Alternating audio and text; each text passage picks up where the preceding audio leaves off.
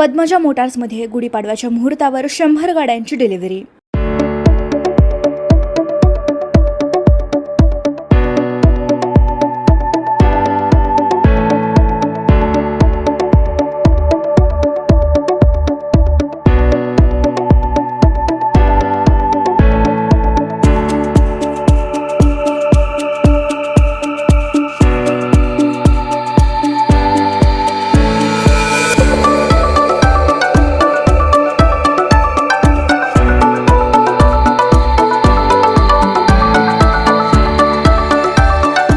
सोलापुरातील होटगी रोडवर असलेल्या पद्मजा मोटार्समध्ये गुढीपाडव्याच्या मुहूर्तावर 100 पेक्षा अधिक टाटा गाड्यांची डिलिव्हरी झाली।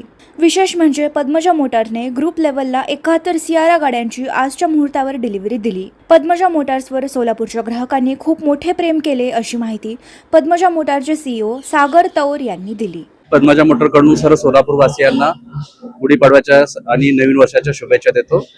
आज पद्मजा मोटर सोलापूर येथून 100+ डिलिव्हरी आज गाड्यांचं वितरण होत आहे व आनंदाची गोष्ट म्हणजे आज आम्ही ग्रुप लेवलला 71 गाड्या सियाराच्या डिलिव्हरी करत आहोत। तर याचा खूप चांगला रिस्पॉन्स सोलापूरकडून टाटा मोटर्स आणि पद्मजा मोटर्सला मिळत आहे आणि लोकांनी आपल्या टाटा आवडती कार घेण्यासाठी होटगी रोड विमानतळ येथील डीलरशिपला व्हिजिट करावे।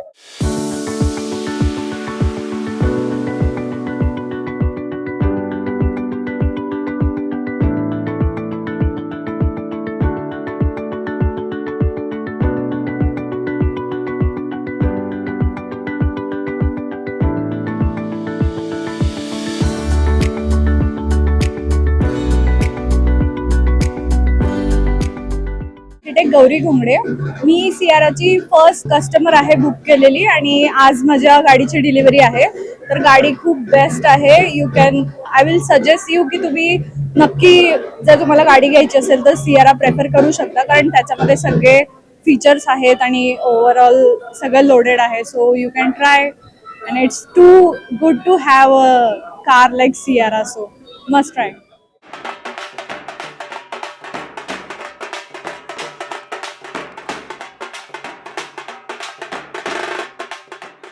माझं नाव विश्वनाथ गुरप्पा देवरमणी, मी एक प्राथमिक शिक्षक आहे। तर आज आपण पद्मजा मोटर्समधून हॅरियर EV घेतोय। जागतिक तापमानवाढीचा एवढा प्रादुर्भाव आहे, तर पर्यावरणाला काहीतरी आपलं देणं असतं म्हणून पर्यावरणपूरक गाडी म्हणून मी EV चॉईस केलो। आणि त्याच्यानंतर टाटा हे भारतातील सर्वात ट्रस्टफुल कंपनी आहे म्हणून आपण पहिल्या सुद्धा माझ्याकडे टाटाची गाडी होती आणि मी टाटाचं खूप फॅन आहे। त्यामुळे परत एकदा मी टाटावर ट्रस्ट करून EVवर हॅरियर EV ही गाडी बुक करत आहे। आणि ह्या सोलापूरमध्ये पद्मजा मोटर्स यांच्याकडून जावेद सर असतील आणि त्यांची टीम असतील, खूप असं चांगलं सहकार्य करून आपल्याला ही गाडी त्यांनी देऊ केलेली आहे। 15 वर्ष वॉरंटी दिलेली आहेत, आता लाईफटाईम वॉरंटी त्यांनी दिलेली आहे। त्यामुळे बिंदास्त आपण EV गाडी वापरूया आणि पर्यावरणपूरक आपण काहीतरी एक पाऊल खारीचा वाटा आपण उचलूया। टाटाचं नाव जसं देशामध्ये नंबर 1 आहे, तसं ह्याच्यापेक्षाही पुढे जगामध्ये नंबर 1 व्हावं अशी माझी इच्छा आहे। धन्यवाद।